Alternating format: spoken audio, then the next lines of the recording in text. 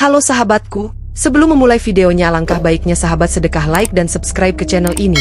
Yang sudah subscribe saya doakan semoga diberikan rezeki yang melimpah. Amin. Ini adalah sebuah kisah inspiratif yang nyata di kehidupan kita. Dan tak lupa juga menuliskan sholawat di kolom komentar sebagai penghormatan kita kepada Nabi besar kita. Terima kasih. Di sebuah desa terpencil yang dikelilingi hutan lebat, hiduplah sebuah keluarga miskin yang percaya pada mitos dan tahayul. Suatu malam, istri dari kepala keluarga itu melahirkan seorang bayi perempuan. Namun, kelahiran bayi itu disertai kejadian aneh. Langit mendung, angin bertiup kencang, dan suara gemuruh terdengar dari dalam bumi. Para tetua desa, yang penuh dengan prasangka, menganggap bayi itu sebagai pembawa sial. Mereka memberinya nama Sina, namun nama itu disertai bisik-bisik tentang takdir buruk. Orang tua Sina, yang sangat percaya pada mitos, mulai mengalami musibah kecil-kecil setelah kelahirannya. Ayahnya kehilangan pekerjaan sebagai petani, ibunya sering sakit-sakitan, dan panen desa itu gagal. Dengan tekanan dari tetua desa, mereka mengambil keputusan kejam, membuang Sina ke hutan, dengan harapan malapetaka akan menjauh dari keluarga mereka. Suatu malam, saat Sina berusia 5 tahun, ayahnya membawanya jauh ke tengah hutan. "Maafkan kami, Sina," bisik ayahnya dengan air mata yang membasahi wajahnya. Dia meninggalkan Sina di tengah hutan dengan sepotong roti kecil dan pakaian tipis. Gadis kecil itu hanya bisa menangis dan memanggil orang tuanya yang pergi menjauh tanpa melihat ke belakang. Sina, yang kini sendirian di hutan, hanya bisa menangis hingga akhirnya kelelahan dan tertidur di bawah pohon besar. Malam itu, suara gemuruh terdengar lagi, tetapi kali ini bukan karena cuaca, melainkan langkah-langkah berat yang mengguncang tanah. Dari balik semak belukar, muncul seekor ular raksasa berwarna hijau zamrud, dengan mata emas yang bersinar seperti mentari. Ular itu bernama Kala, penguasa hutan dan pelindung segala makhluk di dalamnya. Kala mendekati Sina dengan hati-hati, merasa iba pada gadis kecil yang terlihat lemah dan tak berdaya.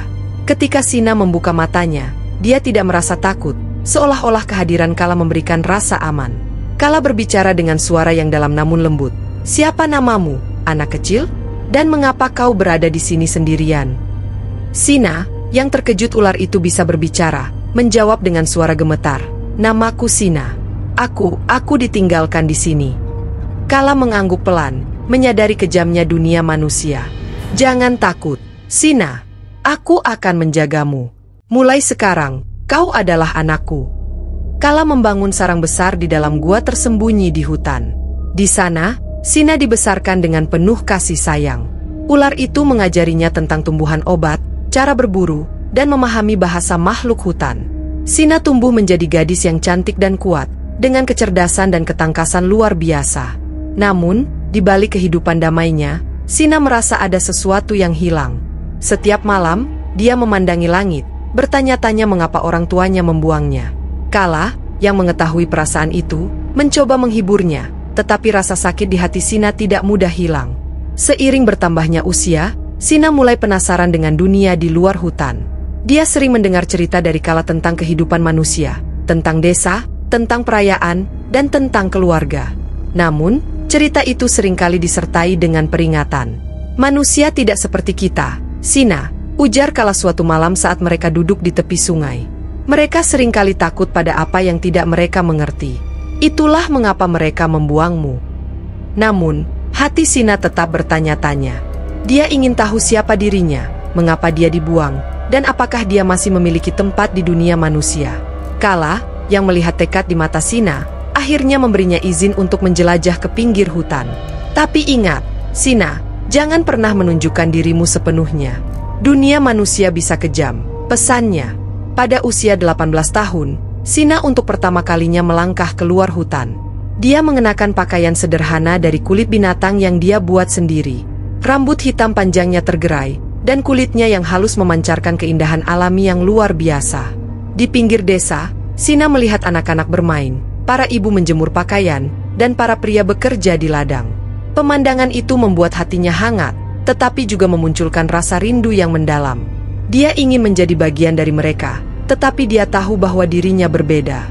Suatu hari, seorang pemuda bernama Arman melihat Sina di tepi hutan. Arman adalah seorang pemburu yang sering menjelajah ke dalam hutan. Dia terpesona oleh kecantikan Sina dan mencoba mendekatinya. "Siapa namamu?" tanya Arman dengan ramah. Sina ragu sejenak sebelum menjawab, "Namaku Sina."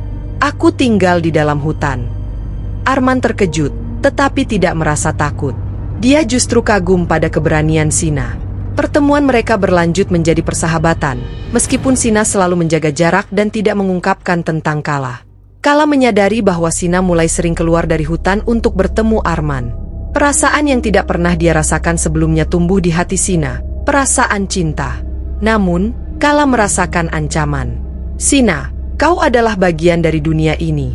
Hutan adalah rumahmu, dan aku adalah keluargamu, kata Kala suatu malam. Sina, yang terombang-ambing antara dua dunia, merasa bingung. Dia mencintai Kala sebagai sosok yang telah membesarkannya, tetapi dia juga ingin merasakan kehidupan sebagai manusia. Kala akhirnya membuat keputusan besar. Dia mengungkapkan perasaannya kepada Sina. Aku telah merawatmu sejak kecil. Sina, aku ingin kau menjadi pendampingku, bukan hanya sebagai anak, tetapi sebagai pasangan. Sina terkejut, tetapi dia memahami bahwa cinta Kala tulus. Setelah merenung panjang, dia menerima lamaran itu, karena dia tahu bahwa Kala adalah satu-satunya makhluk yang selalu ada untuknya. Pernikahan mereka diadakan di dalam hutan, dihadiri oleh semua makhluk hutan. Bunga-bunga bermekaran, burung-burung bernyanyi, dan sungai mengalir dengan lembut seolah-olah merayakan kebahagiaan mereka. Setelah pernikahan, Sina dan Kala hidup bahagia. Suatu hari, Sina merasakan perubahan dalam tubuhnya. Dia mengandung anak dari Kala. Meski aneh bagi manusia, bagi Sina, itu adalah keajaiban. Beberapa bulan kemudian, Sina melahirkan seorang bayi laki-laki yang luar biasa. Bayi itu memiliki tubuh manusia, tetapi matanya berwarna emas seperti Kala. Mereka memberinya nama Naga, sebuah nama yang mencerminkan kekuatan dan keajaiban. Naga tumbuh menjadi anak yang kuat dan cerdas, mewarisi kebijaksanaan Kala dan kebaikan hati Sina. Kehadiran Naga membawa kebahagiaan yang tak terhingga bagi keluarga kecil itu. Namun, kebahagiaan itu tidak berlangsung lama. Kehadiran Sina dan keluarganya mulai menarik perhatian manusia. Arman, yang dulu menjadi sahabat Sina, merasa cemburu dan berusaha mencari tahu tentang kehidupan Sina di hutan. Ketika dia menemukan rahasia pernikahan Sina dengan Kala, dia merasa terhianati. Arman membawa kabar itu ke desa, dan para penduduk yang penuh prasangka memandang keluarga Sina sebagai ancaman. Mereka memutuskan untuk memburu Kala dan menghancurkan keluarganya. Kala dan Sina harus melawan serangan manusia yang dipenuhi kebencian. Namun, di tengah pertempuran, Naga menunjukkan kekuatannya yang luar biasa. Dia mampu melindungi keluarganya dengan keberanian yang luar biasa. Kabar tentang Sina yang menikahi ular raksasa menyebar ke seluruh desa. Para tetua desa, yang dahulu percaya bahwa Sina membawa sial, kini merasa keputusan mereka untuk membuangnya adalah benar. Mereka menganggap Kala sebagai ancaman besar yang harus dihancurkan. Arman, yang merasa cemburu sekaligus takut, memimpin sekelompok pemburu untuk masuk ke dalam hutan. Mereka membawa sajam, obor, dan keyakinan bahwa mereka sedang melakukan sesuatu yang benar. Kala, yang telah hidup selama ratusan tahun, tahu bahwa hari seperti ini akan datang. Dia mempersiapkan guanya dengan perlindungan magis, tetapi kehadiran manusia dalam jumlah besar menjadi ancaman serius. Manusia tidak akan berhenti sampai mereka menghancurkan apa yang tidak mereka pahami, kata Kala kepada Sina. Sina, yang kini seorang ibu dan istri, merasa takut tetapi juga marah. Mereka tidak punya hak untuk mengganggu kita. Ini adalah rumah kita. Kala memutuskan untuk tidak melawan kecuali jika benar-benar diperlukan. Dia ingin melindungi Sina dan Naga tanpa menyakiti manusia. Namun, ketika para pemburu mulai menyerang dengan panah dan tombak, dia tidak punya pilihan lain. Di tengah pertempuran, Naga, yang saat itu baru berusia 5 tahun, menunjukkan kekuatan luar biasa. Dia memiliki kemampuan untuk mengendalikan angin dan tanah, sesuatu yang diwarisi dari darah magis Kala. Dengan tangannya yang kecil, dia membuat akar-akar pohon keluar dari tanah untuk melindungi keluarganya. Para pemburu terkejut melihat kekuatan anak kecil itu, tetapi mereka tidak mundur. Arman, yang kini dipenuhi oleh rasa dendam, menyerang dengan panah beracun yang diarahkan langsung ke Kala. Sina, melihat bahaya yang mengancam suaminya, melompat ke depan untuk melindunginya. Panah itu meleset, tetapi Sina terluka oleh serangan lain. Luka itu membuat darahnya menetes ke tanah, dan darah itu memancarkan cahaya terang yang mengejutkan semua orang. "Cukup!" teriak Sina dengan suara yang menggema di seluruh hutan. "Aku tidak akan membiarkan kalian menyakiti keluargaku lagi." Melihat keberanian Sina, Kala memutuskan untuk mengorbankan dirinya demi menghentikan pertempuran. "Jika aku adalah alasan kebencian mereka, maka aku akan pergi," ujar Kala. Sina menangis, tetapi dia tahu bahwa Kala melakukan ini demi cinta. Dengan kekuatan terakhirnya, Kala membentuk sebuah perisai magis di sekitar Sina dan naga, melindungi mereka dari serangan manusia. Setelah itu, Kala menghilang ke dalam hutan, meninggalkan jejak yang tidak bisa diikuti oleh manusia. Para pemburu yang kehilangan jejak Kala akhirnya kembali ke desa. Namun, mereka meninggalkan peringatan kepada Sina bahwa dia tidak diterima di dunia manusia. Setelah kepergian Kala, Sina membesarkan naga sendirian di dalam hutan. Dia mengajarkan anaknya untuk hidup dengan bijaksana dan mencintai alam. Naga, meskipun masih muda, tumbuh menjadi sosok pelindung hutan seperti ayahnya. Sina tetap setia pada cinta pertamanya. Setiap malam, dia memandang ke langit dan berharap Kala masih hidup di suatu tempat, melindungi mereka dari kejauhan. Naga, yang kini telah dewasa, memutuskan untuk mengambil peran sebagai penjaga hutan. Dia memastikan bahwa manusia tidak lagi merusak habitat mereka, tetapi dia melakukannya dengan damai, seperti yang diajarkan oleh ibunya. Sina dan naga hidup dalam damai di hutan yang mereka sebut rumah. Keberadaan mereka menjadi legenda di desa, tetapi tidak ada yang berani memasuki hutan itu lagi. Sina selalu mengenang Kala dengan penuh cinta, dan dia tahu bahwa meskipun suaminya tidak lagi di sisinya secara fisik, cinta mereka akan terus hidup dalam hati mereka dan melalui naga. Setelah bertahun-tahun hidup dalam damai di hutan, naga tumbuh menjadi sosok pelindung yang tangguh. Dia memiliki tubuh manusia dengan kekuatan yang diwarisi dari Kala. Namun, hatinya tetap lembut seperti ibunya, Sina. Pada suatu hari, naga mulai merasakan gangguan dari luar. Beberapa manusia yang serakah mencoba memasuki hutan untuk mengambil kayu dan hewan. Mereka tidak peduli dengan kehidupan yang ada di dalamnya. Sina, yang mulai menua, memberi pesan kepada naga. "Ingatlah, nak, jangan pernah membalas kebencian dengan kebencian. Berikan mereka pelajaran, tetapi jangan merusak jiwa baikmu." Naga mematuhi ibunya. Dia mulai menggunakan kekuatannya untuk melindungi hutan tanpa melukai siapapun. Dia membuat akar pohon menjebak para penebang kayu, menggiring mereka keluar dari hutan. Para penebang, yang ketakutan, akhirnya menyebarkan cerita tentang penjaga hutan ajaib. Meski hutan terlindungi, naga merasa bahwa ancaman manusia tidak akan pernah benar-benar hilang. Dia ingin tahu lebih banyak tentang dunia luar, seperti apa yang dirasakan ibunya saat masih muda. Dengan restu dari Sina, dia memulai perjalanannya ke desa terdekat. Naga menggunakan pakaian sederhana dan menyembunyikan identitasnya. Dia memperkenalkan dirinya sebagai seorang pengembara. Di desa, dia melihat kemiskinan, keserakahan, tetapi juga kebaikan. Di sana, dia bertemu seorang wanita muda bernama Lira, seorang gadis desa yang memiliki hati mulia. Lira sering membantu orang-orang miskin meskipun dirinya juga hidup dalam kesulitan. Naga merasa tertarik dengan kebaikan Lira dan mulai menjalin persahabatan dengannya. Namun, perasaan itu membawa tantangan baru. Lira, yang mulai menyukai naga, tidak tahu siapa sebenarnya dia. Naga pun merasa bimbang.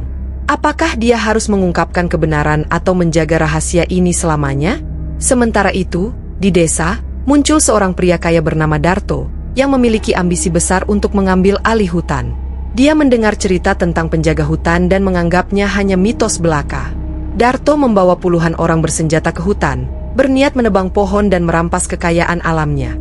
Ketika mereka mulai merusak hutan, naga yang saat itu masih di desa segera kembali setelah merasakan gangguan. Darto dan anak buahnya tidak mudah ditakuti. Mereka membawa alat berat dan senjata, berbeda dari para penebang sebelumnya.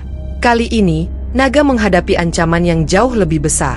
Naga, dengan semua kekuatannya, mencoba melindungi hutan tanpa membunuh. Dia menggunakan angin, akar pohon, dan bahkan air sungai untuk menghalangi Darto dan anak buahnya. Namun, Darto memiliki rencana licik.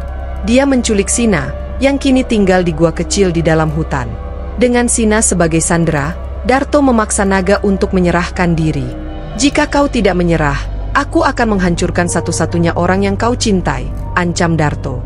Naga, yang marah tetapi tidak ingin membahayakan ibunya, akhirnya muncul di hadapan mereka. Namun, saat itu juga, Lira yang diam-diam mengikuti naga muncul untuk membantu. "Jika kau ingin menyakiti hutan ini, kau harus berhadapan dengan kami semua," kata Lira dengan berani. Kehadiran Lira memberi semangat baru bagi naga. Dia menggunakan semua kekuatannya untuk menciptakan badai yang menggiring Darto dan anak buahnya keluar dari hutan.